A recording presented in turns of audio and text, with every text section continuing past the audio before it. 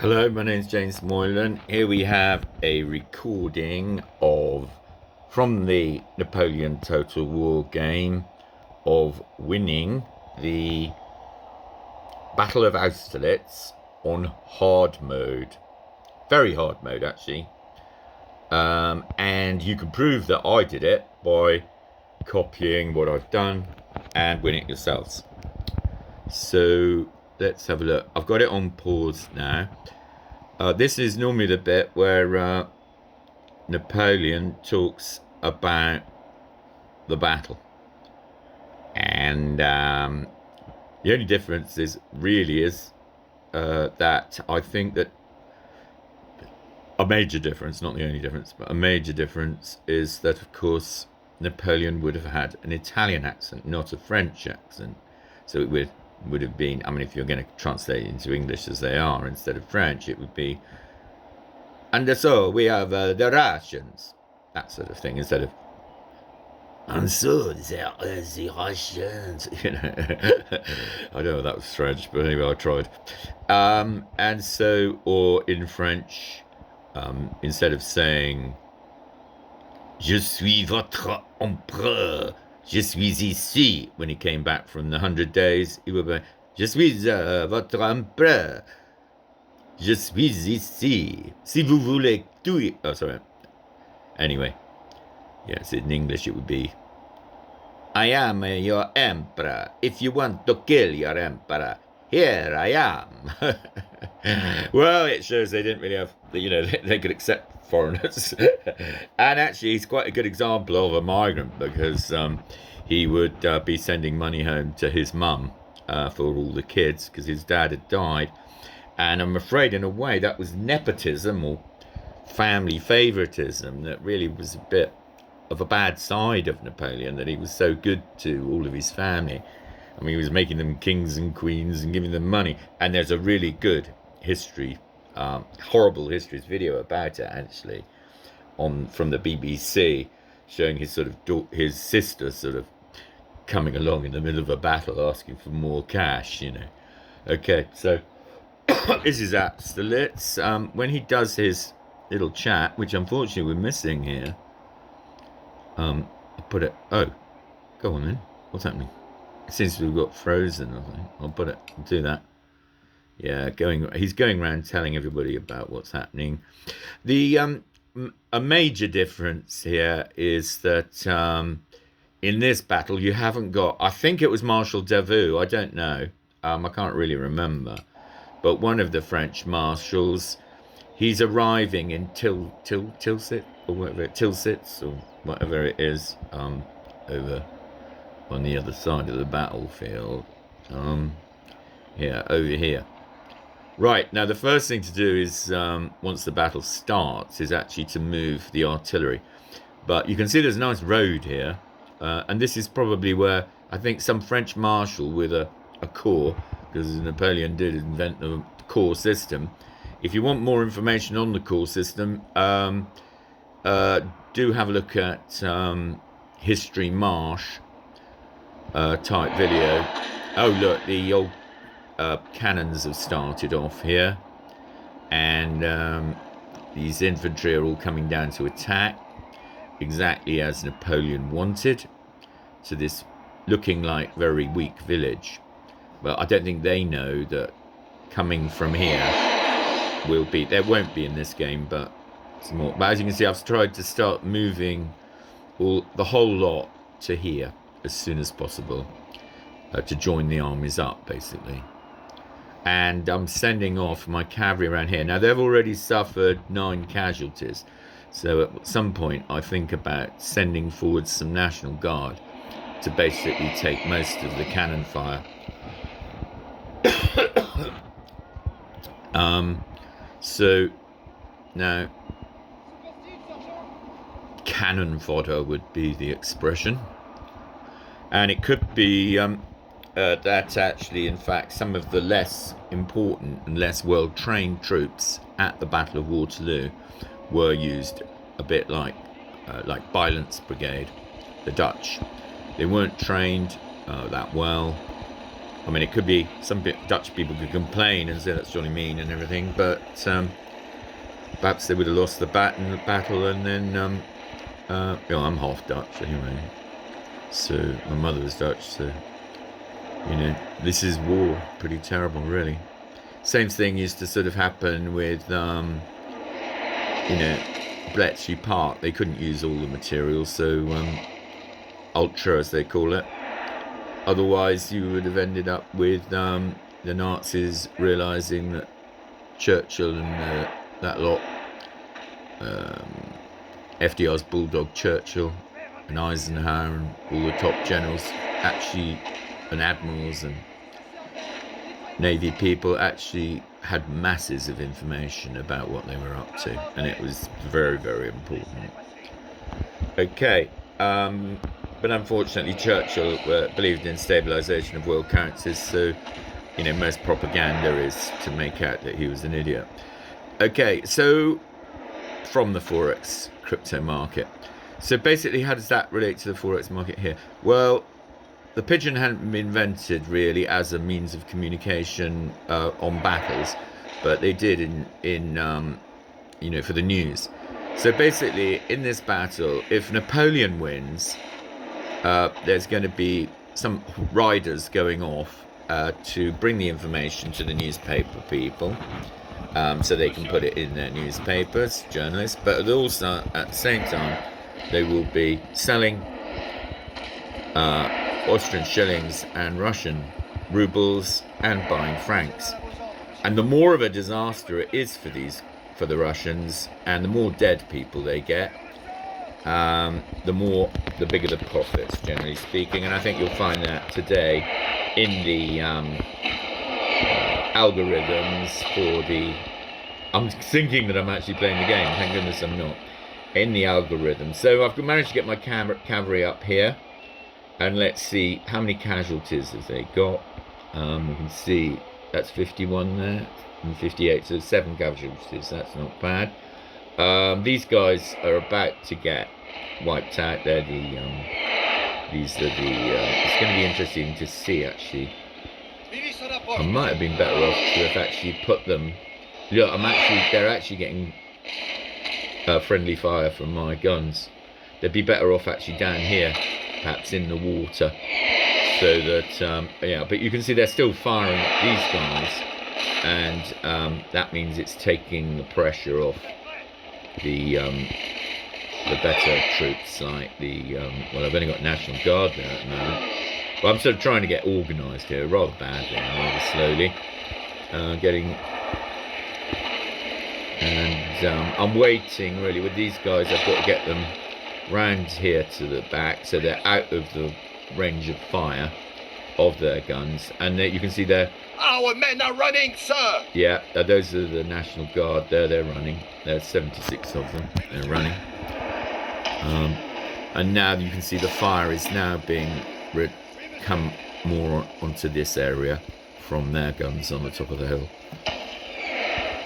At the beginning of the battle, you can see that there are some cuirassiers here, and they attract the fire immediately, and if you leave them standing there, they'll get pretty well wiped out, which is quite a good idea to shoot them off to go around behind the hill. And I've sent forward some more National Guard to try and draw the fire onto them instead of the better troops. Now, I've got my gun there, but it's not quite sort of in a straight line. I like it in a straight line, and also they're closer packed together, so slightly easier to defend. But these guys are firing away well. They're bigger guns. I think they're 12 powder guns, and that means that when they do, they can fire further, both the canister shot and the cannonballs. I think canister shot is actually a naval expression. But these guys here, they're coming around here very slowly. Don't want to exhaust them too much. In this game, they do take into account, exhaustion of troops. You can see I've managed actually just a little bit to get this line sort of a bit organised. And I'm bringing these back here. And I'm going to try and get that. I think that's going to be Right, and hopefully these chaps can come up here and then attack those guns.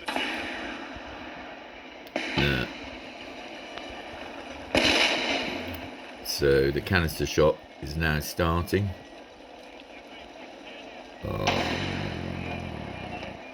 There's another name for it. I think they call it in this game. Canister shot, I think, is more of a naval name. I don't think they used what they used in the Navy, which was these firing cannonballs that were tied together. I mean, you'd think if they had done that with chains, that would have been devastating to cavalry. I mean, my goodness. And infantry, actually, and probably would have gone a lot further than just canister shot. Imagine that, flying through the air and then landing, and then these chains whipping the horse's feet. I mean, it just wiped them out, you know? So anyway, hopefully these guys here, these cavalry, they're charging up the hill now. Cuirassier with their metal breastplates that I believe Wellington said reminded him a bit of lobsters, especially stuck in the mud lying. The men are fatigued, sir, and must rest a while. But obviously nothing like the amount of armour that you'd have got on a medieval knight.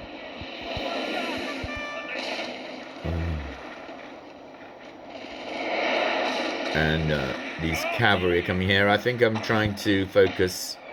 Yeah, I'm trying to focus the artillery fire on these cavalry. And actually, all it's done is sort of drive them away. And they're going up the top of the hill. And there's about 59 of them. But they're not really going to get there in time to rescue those guns. And also, they'll be running up this hill. So hopefully that will make them pretty exhausted. Oh no, they're not. They've stopped now. I wondered what they've been up to. They've sort of stopped. I think they do go up there eventually. As you can see, I've got my squares now set up so that if his cavalry attack, and on the very hard mode, I mean, they lost better. You know, that the enemy are much better. Now this is very worrying here because you got this cavalry here. There's not that many of them. 22 left, but you know, oh, that's it, them gone, they're off, and they're getting near the guns. The last thing you want really is for these guns. Our men are running, sir. Who are they? Yeah, somebody's running. Oh, okay, who are that? Oh, some Fusiliers. They've been destroyed by these musketeers there. His cavalry's coming around. He's going to attack that cavalry now. He's got a few losses because of these squares here firing at him. But he's going to go and attack this cavalry here. You see, in hard mode, very hard mode, they do that, and instead of in the easy mode, they'd have just sort of gone on here and all got destroyed very quickly. Now what have we got here? We've got musketeers, and they're being a nuisance to the squares because the squares are not so good when they've got when they're facing a line of infantry. Now we've got a sort of battle of here. I've got these cavalry standing around here, all completely useless. But what I'm doing is I'm retreating the cavalry onto the squares. Hopefully he'll follow them into the squares, and then chucking more cavalry in to make it more difficult. And then we've got these here, the guns still bashing away. Up there we've got a battle going on. I've gone and attacked the other guns, and that cavalry actually has come up the hill.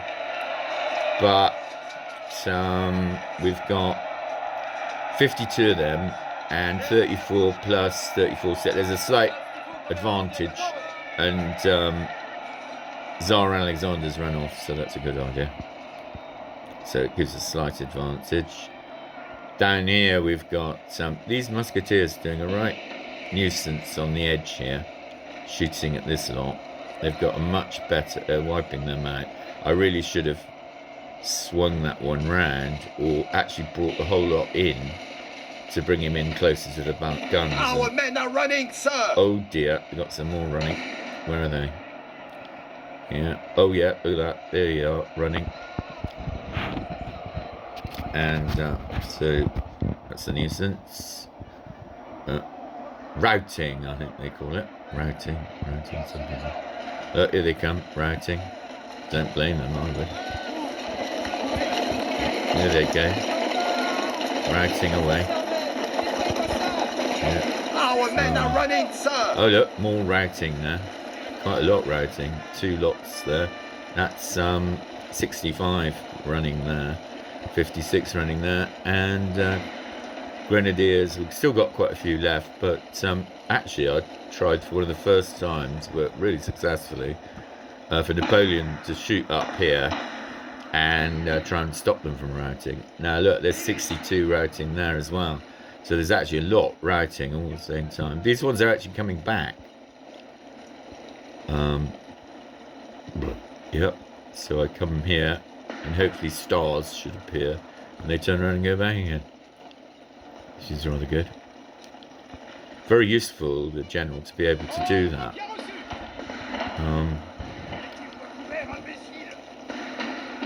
So what's happened up here? I don't really know. Have those guys disappeared completely? My cavalry, I think. Oh yeah, look, they're routing. Look, they're being chased off by dragoons. I don't know whether... Yeah, I think both of them must have been defeated. Right, we got some more here. Some musketeers. I don't know why I got a bit... Oh no, I've chucked that in there because he's only got 39, so he shouldn't be able to form a square. So, but even so... Oh yeah, and I did that thing that they're turned around because, well, one of them was turning around anyway, but the other two, because the General Napoleon has done some stars. Right, so that's good. He's coming over to try and rescue those guys, but it's too late.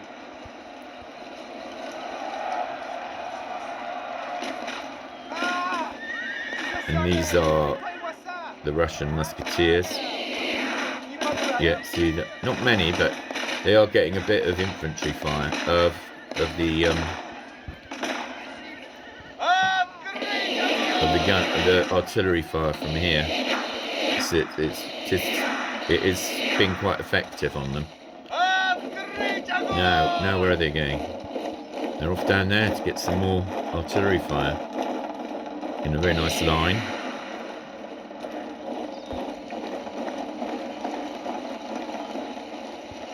French troops here trying to organise themselves. Yeah, they see that when that comes, it can be quite devastating. 50 only left now. Oh, they're running. Oh, that's routing. They're off. But there's still this nuisance over here. 148 of them. But that's most of the Russian army except for a bit of cavalry and those musketeers there. Gone. No, I made a bit of a mistake here because I forgot. I didn't even notice these people over here. I missed that completely. So I decided to turn the guns round to face this way, to face that lot, forgetting all the fact that there were these people there, not noticing them.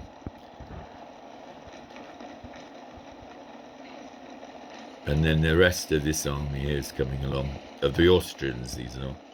So those are the shillings. We can certainly say that the ruble has been doing very badly.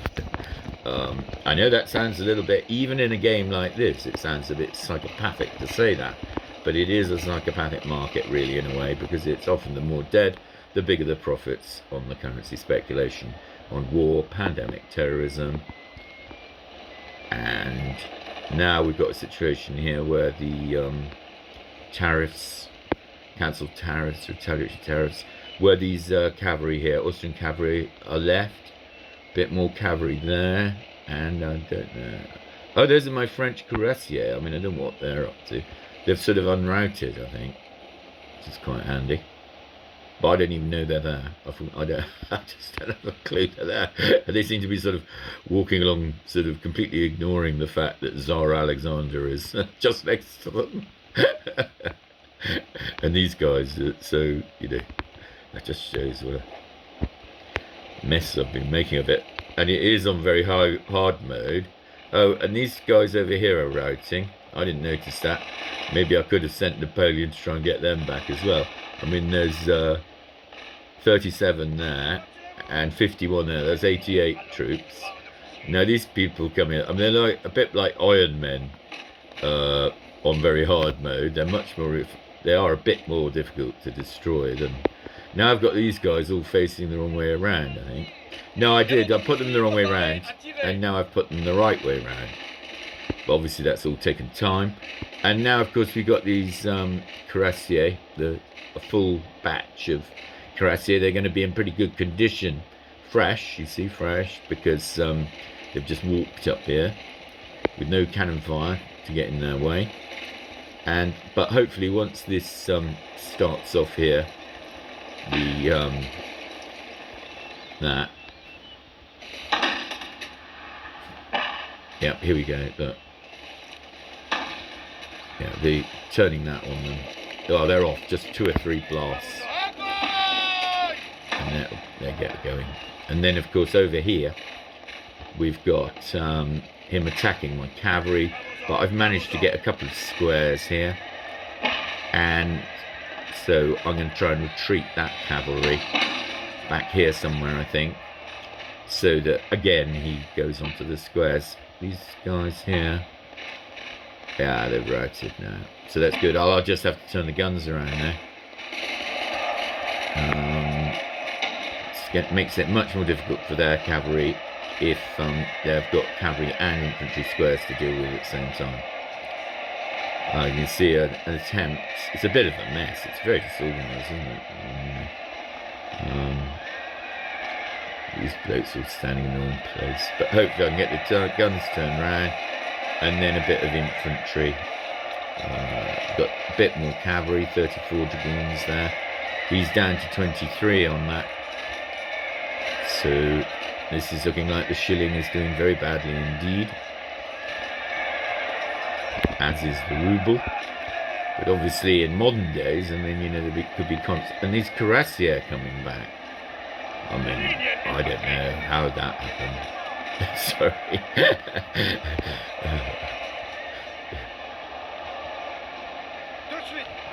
I think I'm a bit desperate there, just chucking him in to slow it down. But the good thing here is at least it's good. They've got a lot. That cavalry's got to run through quite a bit to get to the guns. I'm getting this sort of organised. I think those Austrian dragoons or whatever they were, of now cuirassiers they were, weren't they? They've gone. You've got a few dragoons there, infantry, trying to organise things here in a bit of a hurry, trying to get these guns set up. A bit worried about that cavalry in case it just charges. And I think so. Good way of sorting them out actually sometimes is just do the whole lot and then put them on running mode, and the cavalry soon get away from the infantry, then you can sort them out like that. And we got, oh yep, that's given those a blast. They've only got 14 left now. And now they've got 13. 12. Now I'm doing that now, sending in all the cavalry, including Napoleon. I think it's a bit silly, but he's walking, I think. There's still 24 of him. No, I decided not to send him, and he's coming back out again. We've got these guns here, a bit of cavalry there, Austrian general staff, and more cavalry sort of wandering over. Our men are running, sir! I formed a square there. Right. That Tsar Alexander's gone. Musketeers coming up. He's formed a square, you see, which is actually good because these guns, he can't come for the guns when he's in this square. And it's very devastating to fire into squares. From infantry and from, see, constantly their square is shrinking. It's shrinking like that. glorious and victory, sir, they're routing. is soon to They're be off. yours. Yeah, and that's it. End of the battle. So now we will be, there'll be, yeah, that's it. Right, I didn't really want that to come up so quickly. So we can see, those gives the results there. Now, you can't really see very well, but you could suggest here that, you see, had Napoleon stayed on the hill, this hill, the Pratzen Heights, then logically, if this is geographically correct, this is where the Austrians and the Russians have been. I mean, it's incredible defensive position if you've got your guns on the top of that massive escarpment or hill. And this is nothing like as good as this is a good defensive position with guns on it, but it's this is you've got to go round here. Imagine a very small amount of men could hold this position here, but from I can't really see what's behind, but some sort of weird thing there. I don't expect that exists. It's all a bit strange, but if it does exist, and it's the most incredible, it's almost like a fortress. So I think Napoleon might have thought, I don't want them sitting up there, you know, and getting into that defensive mindset where they just think, well, you know, he's miles away from Paris for his supplies. Just sit up here, and he can put us to siege in a cold winter. Yeah. Look at that. You might have looked at that. Thought, well, if I'm sitting here, they're going to be sitting there. I don't want them there. And if I try and go and get that, to stop them from getting it before they arrive, on my defensive position here, is that going to be so much better? And then also, I mean, this is also supposition, okay, this is not a fact. I mean, I don't know, it's just guessing. But it also means that his reinforcements are going to take longer for them to get there. Not that much longer, but it will take longer. And so maybe he formulated this plan of coming down.